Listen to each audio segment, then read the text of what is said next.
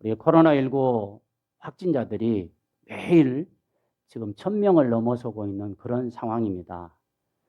참 어렵고 힘든 그런 상황에 처해 있는데, 또 이런 상황 속에서도 여러분 하나님을 사랑하는 마음으로 예배 자리에 나오신 것을 환영하고, 그리고 하나님께서 더욱 큰 은혜로 풍성하게 채워주시기를 주님의 이름으로 축복합니다. 우리 한번 옆뒤 앞뒤어 보면서 함께 예배 드리게 되어서 기쁘고 감사합니다.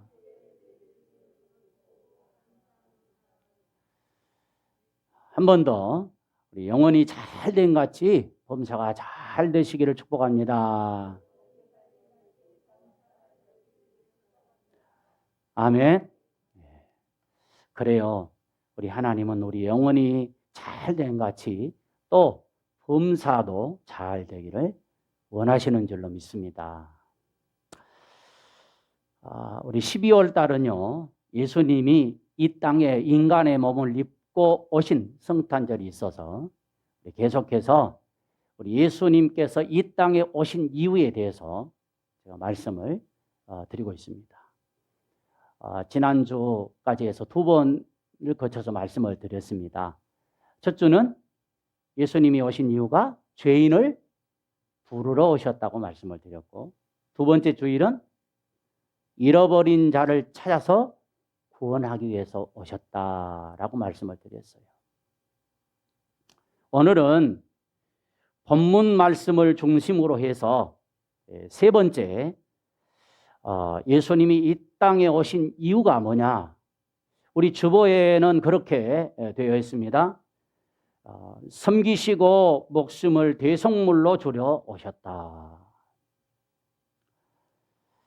이것을 좀 더 풀어서 얘기하면, 예수님은요, 섬김을 받으러 온 것이 아니라 섬기려 하고 인간의 대속물이 되어 주시려고 이 땅에 인간의 몸을 입고 오셨다는 것입니다.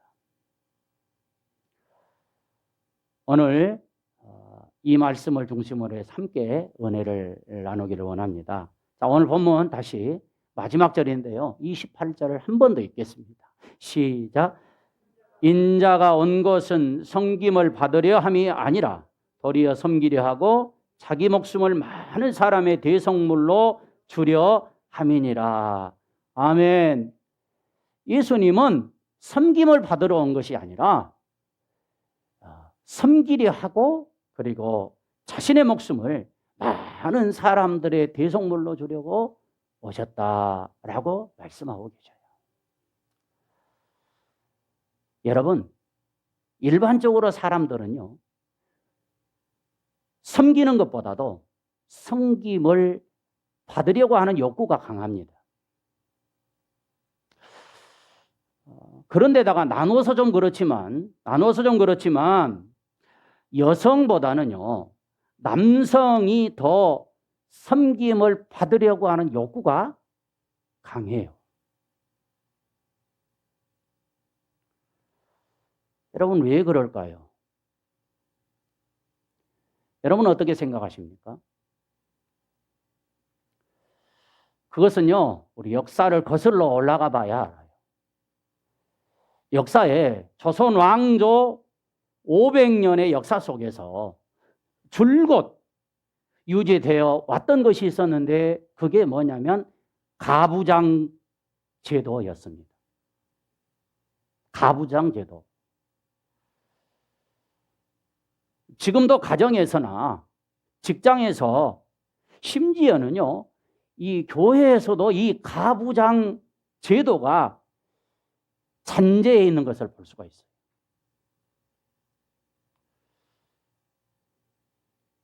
그런데 한편으로는 소망이 있는 것은 뭐냐면, 기독교 복음이 들어오면서요, 이 가부장 제도가 조금씩 바뀌게 되었고 계속해서 바뀌어 왔어요. 그리고 지금도 많이 바뀌었다라고 하는 것을 우리는 생활 속에서 볼 수 있습니다. 여러분, 이 가부장 제도 가부장 제도에서는 한번 이렇게 생각합시다. 부엌에서 남자가 설거지하는 것 이해가 돼요, 안 돼요? 전혀 우리 식구들은 거기에 대해서 감각이 없나 봐요. 자, 가부장 제도에서는 남자가 앞치마 두르고 부엌에서 설거지하고 빨래를 하고 집안 청소하는 것은 여러분 있을 수가 없는 일이었어요. 그러니까 남성과 여성이 하는 일이 확연하게 구분되어 있었습니다. 좀 더 말씀드리자면 남성은요, 가만히 앉아가지고 여성인 부인한테 이것 가져와라, 저것 가져와라, 이거 해라, 저거 해라, 그랬었어요. 그렇지 않았나요? 그러니까 뭐냐면 남성들은요, 손에 물 한 방울 묻히지 않는 거예요. 우리 연세 드신 분들 아마 이해가 될 거예요. 그리고 직장에서도요, 좀 높은 자리 위치에 있는 사람들은 당연히 섬김 받기를 원합니다. 섬김 받아야 된다고 그렇게 생각을 해요. 자신이 이룬 성과와 업적으로 끝없이 섬김을 받으려고 한다는 것입니다. 그래서 사람들은요, 열심히 공부하여 출세하는 것도 뭐 때문에요? 섬김 받으려고. 지방 자치단체장이나 의원이 되는 것도 뭐예요? 섬김 받으려고. 또 사업을 크게 확장하는 것도 뭐예요? 섬김 받으려고. 심지어는 교회에서도요, 건축을 하고 부흥시키는 것도 섬김 받으려고 하는 경우가 있다는 것입니다.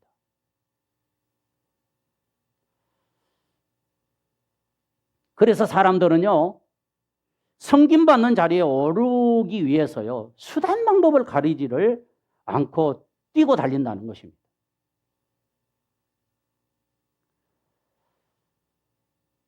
가정에서, 직장에서, 사회 우리 안에서 일어나는 이 비극적인 사건들을 한번 생각해 보십시오. 원인이 여러 가지가 있겠지만 그 근본적인 원인이 뭐냐? 그것은 바로 섬김이었기 때문에 그런 것입니다. 국가도 가정도 학교도요, 그리고 교회도 예수님의 이 섬김의 모습만 실천한다면 정말 이 사회에 살맛나는 사회가 되고, 그리고 또 가정에도 개인적으로도 행복한 그런 가정이 될 것입니다. 예수님을 구세주로 믿지 않는 세상 사람들의 특징이, 세상의 특징이 무엇입니까? 오늘 본문 25절에는 정확하게 이렇게 말씀해 주고 있어요. 한번 보시기 바랍니다. 뭐라고 하죠? 예수께서 제자들을 불러다가 이르시되 이방인의 집권자들이 그들을 임으로 주관하고 그 고관들이 그들에게 권세를 부리는 줄 너희가 알거니와. 여러분, 세상의 특징이 뭐라고 말씀합니까? 바로 권력욕에 사로잡혀 살아가는 것이 세상이다라고 이렇게 얘기를 해요. 그래서 다른 사람보다 더 힘이 있어야 하고요, 다른 사람보다 더 잘나야 하고, 다른 사람보다 더 많이 가져야 되고, 다른 사람보다도 더 인정받아야 되고, 더 지위가 높은 자리에 앉기를 원해요. 세상은 계속해서 이렇게 우리 사람들을 유혹합니다. 위대한 사람이 되라고요. 섬김 받은 사람이 되라고 하는 것입니다.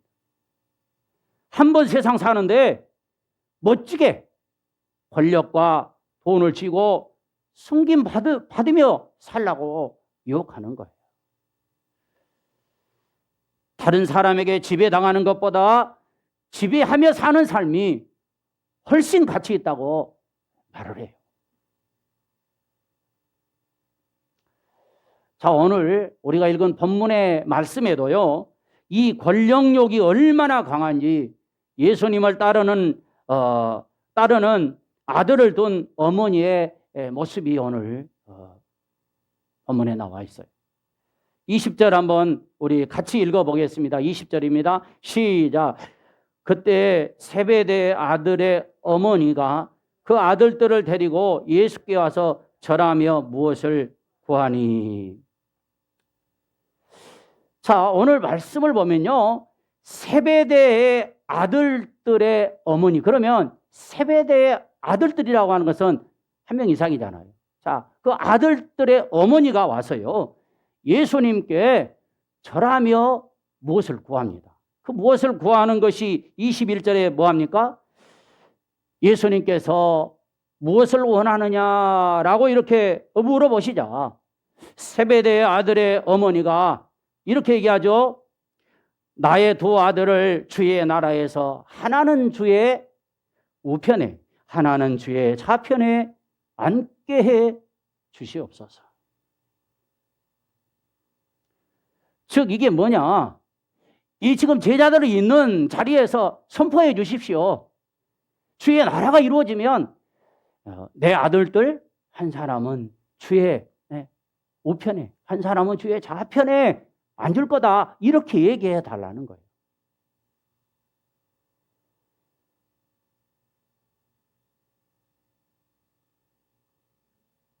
여기 세베대의 아들의 어머니는요, 누구냐면 예수님과의 친척 관계입니다. 자, 그러니까 오늘날로 이렇게 표현한다면요, 그의 아들들을 높은 자리에 위치에 앉게 하려고 혈연, 지연, 학연을 통해서 지금 권력을 잡으려고 하고 있는 것이에요. 그러자 그 이야기를 듣고 있는 옆에 있는 제자들이 어떤 반응을 보입니까? 24절을 한번 같이 읽겠습니다. 시작.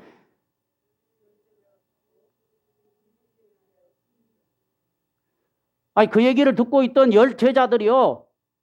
아니, 당신 아들만 아들이냐고.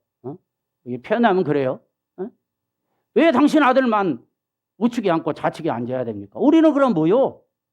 그러면서 분을 냈다는 것입니다. 자, 여러분, 어머니를 통해서 출세하려고 한 이 두 제자를 보고 10명의 제자들도 역시 분노했다라고 하는 것은 그들 역시도 권력욕에 지금 사로잡혀 있었다는 거예요. 이런 모습을 지켜보고 있던 예수님께서 제자들에게 뭐라고 말씀하시죠? 26절에 보니까 이렇게 말씀하잖아요. 예수께서 그들을 보시며 이르시되 아닙니다. 다시 한번 26절 너희 중에 그렇지 않아야 하나니 너희 중에 누구든지 크고자 하는 자는 너희를 섬기는 자가 되라. 그러면서 나는 섬김을 받으려 온 것이 아니라 오히려 섬기려 왔다라고 말씀을 하셔요. 여러분, 이 섬김은요, 한번 따라할까요? 창조의 질서다. 섬김은 창조의 질서예요. 인간 최초의 아담, 처음에 아담만 딱 하나님이 지어놓았잖아요. 그리고 가만히 지켜봤더니 혼자 사는 것이 그렇게 외로워 보여요.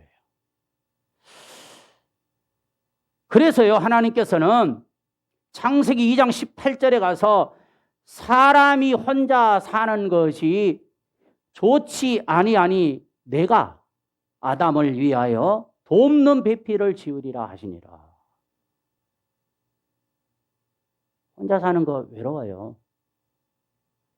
그런데 그 외로움을 누구로 달래고 살아갑니까? 예수님 때문에 우리는 달래면서 위로받으면서 살아간 줄로 믿습니다. 아무튼 혼자 산다는 것은 참 외로워요. 그래서 어떤 분들은 부부가요 그렇게 얘기한다잖아요. 우리 한날 1시에 손잡고 갑시다. 그런데 그게 마음대로 돼요, 그게?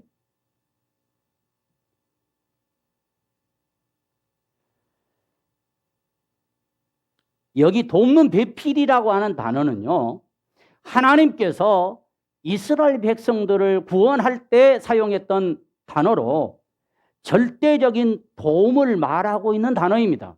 이게 뭐냐면 돕는 자, 구원자라고 하는 의미를 가지고 있어요. 따라서 이 돕는 배필은 여자가 단순히 남자보다 하는 높은 존재가 아니라 남자에게 강력한 도움을 주는 그런 존재라고 하는 뜻을 가지고 있다는 거예요.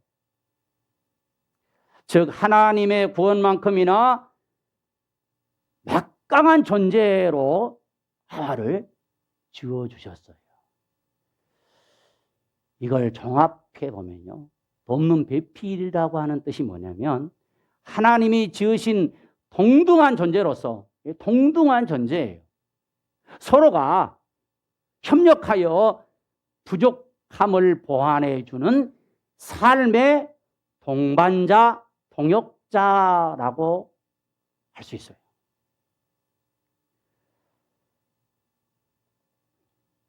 성도 여러분, 예수님을 통해서 우리 좋은 만남 교회에서 우리를 만나게 하신 것은 무엇 하게 하시라고 만나게 하셨을까요? 서로 섬기라고. 서로가 부부로 만나서 가정을 이루게 하신 것도 뭐예요? 남편은 아내에게 섬김을 받으라고요? 부모는 자녀들에게 섬김 받으라고 한 거예요? 아니에요. 서로가 뭐예요? 섬기라고 가정을 이루게 하셨다는 거예요. 교회 직분도 왜 주셨습니까? 에베소서 4장 12절에 보니까 이는 성도를 온전케 하며 봉사의 일을 하게 하며 그리스도의 몸을 세우려 하심이니라. 앞에 말씀에 하나님이요 교회에서 일꾼들을 세웠어요. 교사로, 목사로 이렇게 세웠는데 왜 세웠느냐? 그것은 바로 봉사의 일을 하게 하며 그리스도의 몸을 세우려고 하셨다는 것입니다.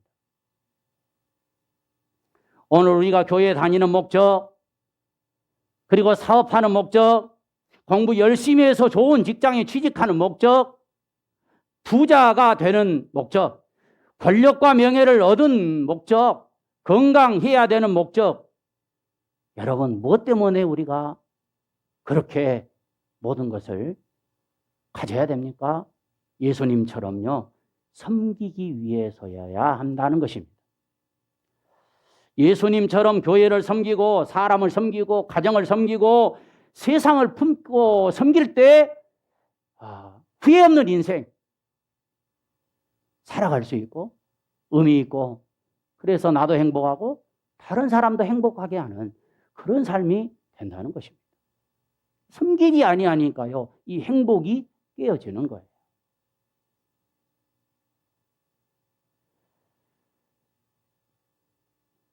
예수님은 섬기러 오셔서 어떻게 하셨습니까? 말로만 섬겨라, 너희들이 이렇게 섬겨라 이렇게 말씀하지 않으셨어요. 실제로 섬김을 실천해서 보여주셨습니다. 예수님의 섬김의 위대성은요, 바로 이 실천력에 있다고 할 수 있어요. 요한복음 13장에 예수님은요, 십자가에 돌아가시기 전 마지막 유월절을 얼마 남겨놓지 않고요, 제자들과 함께 저녁에 식사를 하십니다. 그 저녁 식사 자리에서요, 식사를 하시다가 갑자기 예수님이 일어나시더니 수건을 허리에 두르시고 대야에다 물을 떠서 제자들의 발을 씻겨주기 시작하는 거예요.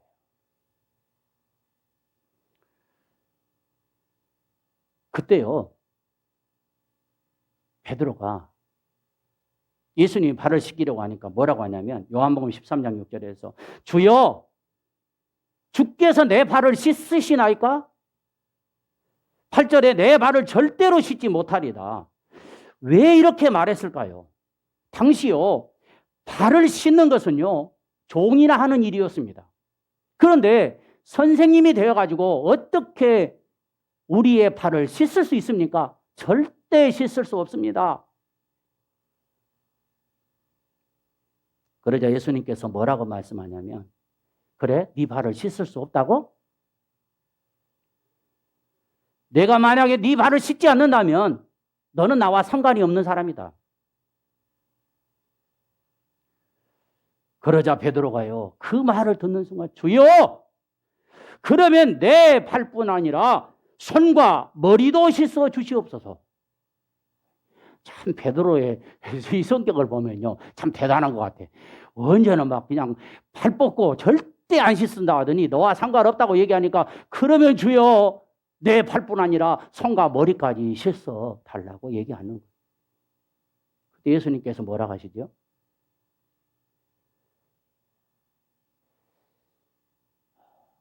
손과 발을 씻는 자는 다시 씻을 필요가 없다.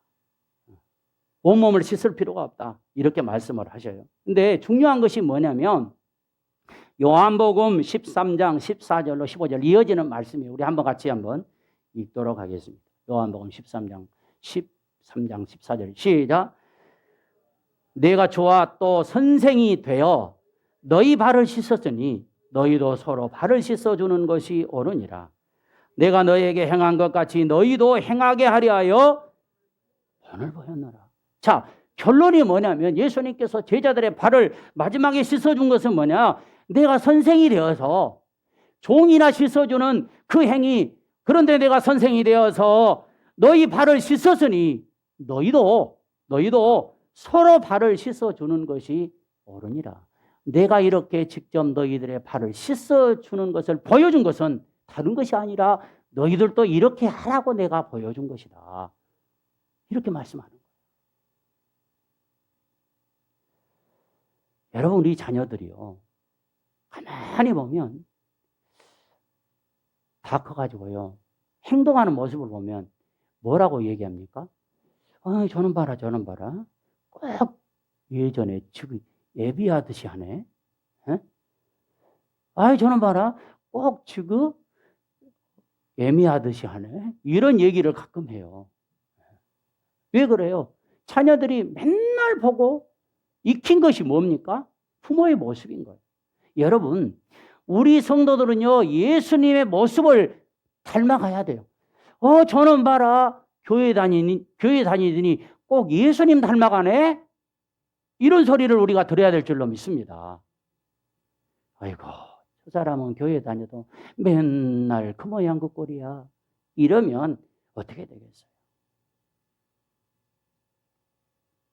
사랑하는 성도 여러분, 예수님께서 제자의 발을 씻기시는 섬김을 보여주신 것은 우리로 하여금 그와 같이 섬기라고 보여주신 것입니다. 우리는 자신의 몸을 이웃에게 드려서 섬기지는 못할지라도 우리에게 가지고 있는 그 작은 것이라도 그래서 그것으로 섬김을 실천하는데 사용하는 신앙인들이 되시기를 주의 이름으로 축복합니다. 교회 다니면서 정말 자기 것만 챙기는 사람들이 또 있어요.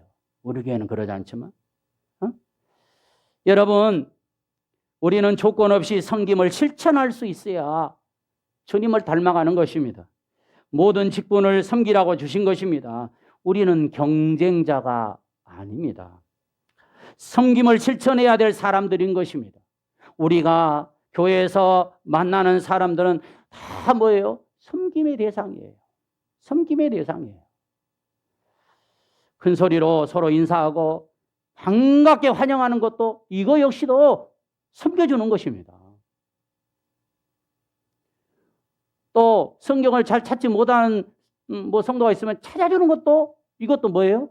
섬기는 거예요.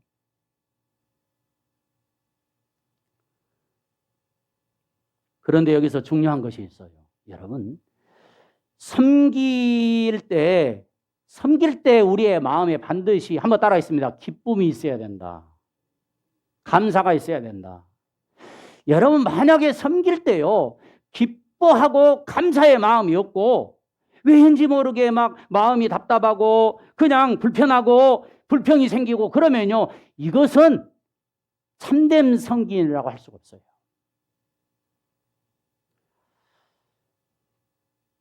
만약에 섬기면서 부담이 되는 거요, 이것은요, 진정한 섬김이 될 수가 없어요. 섬길 때는요, 여러분, 조건 없이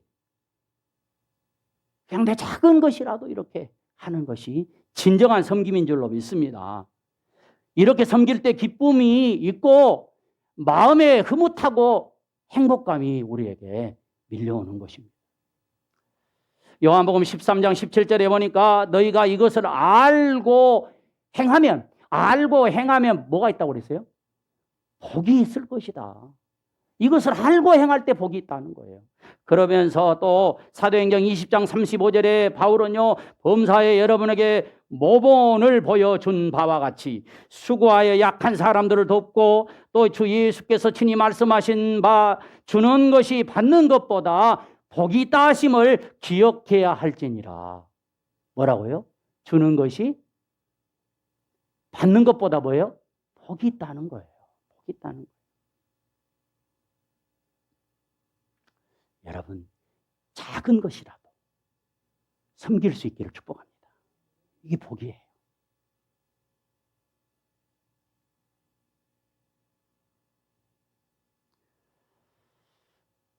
우리 성도님들 작은 거 있는데 목사님 이거 좀 드실래요? 이거 그렇게 가져오면요 그렇게 감사할 수가 없어요. 그러면 그냥 먹겠어요? 기도하며 축복하면서 먹죠. 세 번째, 예수님은 자기 목숨을 많은 사람의 대속물로 주려고 오셨다고 말씀해요. 본문 앞에 17절에 예루살렘으로 올라가실 때 12제자를 따로 데리시고 길에서 예수님이 말씀을 하십니다. 사랑하는 성도 여러분, 우리 예수님께서 오늘 8절의 말씀에 보면 이렇게 말씀하죠. 자, 한번 보실까요? 18절. 자, 시작. 같이 읽게 시작. 보라, 우리가 예루살렘으로 올라가노니 인자가 대제사장들과 서기관들에게 넘겨지매 그들이 죽이기로 결의하고 이방인들에게 넘겨주어서 그를 조롱하며 채찍질하며 십자가에 못 박게 할 것이나 제3일에 살아날 것입니다. 자, 이 말씀은 지금 예루살렘에 올라가는 것은 뭐 하기 위해서요? 십자가에서 못 박히시려고 간다는 거예요. 자, 그러나 죽음으로 끝나는 것이 아니라 결국 죽었다가 다시 살아나신다는 것을 말씀하죠. 자, 예수님께서 죽으셨다가 다시 살아나기 위해서 이 땅에 오셨어요. 이것이 하나님의 아들이신 예수님이 이 땅에 오신 목적이에요. 또 이렇게 예수님께서는 예루살렘으로 뭐 하러 가신다고? 대속 제물이 되어서 십자가에서 죽을 것이다라고 하는 이 말씀을 하시고 가는 거예요. 여러분, 대속물 28절 오늘 28절에 대속물이라고 하는 것이 뜻이 뭐냐면 지은 죄에 대한 벌을 받거나 속죄를 하기 위해서 바쳐진 물건이나 사람이라고 하는 뜻을 가지고 있어요. 구약에서 대속물은 뭐였어요? 짐승이었습니다. 레위기서 4장 1절로 3절에 보니까 당시에 이렇게 얘기해요. 여호와께서 모세에게 말씀하여 이르시되 이스라엘 자손에게 말하여 이르라 누구든지 여호와의 계명 중 하나라도 그릇 범하였으되 만일 기름 부음 받은 제사장이 범죄하여 백성의 허물이 되었다고 한다면 그가 범한 죄로 말미암아 흠없는 수송아지로 그렇게 번제의 속죄 제물을 삼아 여호와께 드릴지니라 이렇게 말씀해요. 수송아지 짐승입니다. 또 13절에는 이스라엘 회중이 범죄하였을 때도 27절에 가서는 평민이 죄를 범하였을 때도 반드시 짐승이 속죄 제물로 드려져야 했습니다. 그래야 죄를 사함 받을 수 있었어요. 그러나 이렇게 구약의 짐승을 통해 드리는 제사는 온전하게 할 수가 없었어요. 수없이 많은 제사를 드려도 또 죄를 짓고 그러면 짐승이 얼마나 짐승이 많이 죽어야 했습니까? 그래서 이렇게 드리는 구약의 제사는 신약에 와서 그림자일 뿐이었다라고 말씀을 해요. 자, 우리 한번 히브리서 10장 1절로 2절의 말씀을 같이 한번 읽겠습니다. 시작. 율법은 장차올 좋은 일의 그림자일 뿐이요 참 형상이 아니므로. 자, 율법은 뭐라고요? 장차올 좋은 일의 그림자였다는 것입니다. 참 형상이 아니라는 거예요. 해마다 드리는 같은 제사로는 나오는 자들을 언제나 뭐 한다고요? 온전하게 할 수 없었다는 거예요. 온전하게 할 수 없었다는 것이에요. 또 3절과 4절에 보면요. 그러나 이 제사에는 해마다 죄를 기억하게 하는 것이나니 이는 황소와 염소의 피가 능히 죄를 없이 하지 못하였다. 황소와 염소의 피가 능히 죄를 없이 하지 못했어요. 그래서 자, 히브리서 9장 12절의 말씀이에요. 중요한 말씀입니다. 같이 한번 읽겠습니다. 시작. 염소와 송아지 피로 하지 아니하고 오직 자기의 피로, 누구 피로요? 예수 그리스도의 피로 영원한 속죄를 이루사 단번에 성소에 들어가게 하셨느니라. 여러분, 짐승의 피가 아니라 이제는 염소나 송아지 피로가 아니라 오직 자신의 피, 예수님의 피로 영원한 속죄가 되게 하셨다는 것입니다. 그러니까 이제는요, 짐승 잡아서 제사할 필요가 없어요. 예수님께서 오셔서 자신이 속죄제물이 되어 피를 흘려 영원한 속죄를 이루어 주셨기 때문에 그런 것입니다. 예수님이 땅에 인간의 몸을 입고 오신 것은 구약에 예언된 말씀 속죄물이 되기 위해서 오신 거예요. 사랑하는 성도 여러분, 예수님은 선생으로서 제자들에게 섬김이 무엇인지 어떻게 하는 것인지 본을 보여주시면서 너희도 이렇게 행하라고 하셨습니다. 그리고 섬김의 절정으로 저와 여러분의 죄, 모든 인간의 죄를 속량해 주시려고 십자가에서 대속물이 되어 주셨습니다. 예수님은 지금 내가 할 수 있는 것으로 섬기기를 원하셔요. 자, 여러분, 이제요, 한 주간 가정에서 가족들에게, 직장에서 동료들에게, 사업장에서 직원들에게, 교회에서 성도들을 섬길 수 있는 것이 무엇인지 한번 생각해 보십시오. 큰 것을 생각 안 하는 것이 아니라 작은 것부터 한번 생각해 보십시오. 그리고 중요한 것은 메모하세요. 메모하지 않으면 잊어버립니다. 그리고 메모로 끝나는 것이 아니라 그것을 하나하나 한번 실천해 보십시오. 한 주간 동안. 그리하면 하나님께서 섬김받는 사람에게 아마 감동을 주실 것입니다. 그리고 나의 마음에는 섬김을 통해서 기쁨과 행복감이 넘치게 하실 것입니다. 오늘 본문의 말씀, 핵심적인 말씀 28절을 읽고 기도하도록 하겠습니다. 28절입니다. 자, 시작. 인자가 온 것은 섬김을 받으려 함이 아니라 도리어 섬기려 하고 자기 목숨을 많은 사람의 대속물로 주려 함이니라. 아멘. 우리 함께요 찬양하겠는데, 하나님,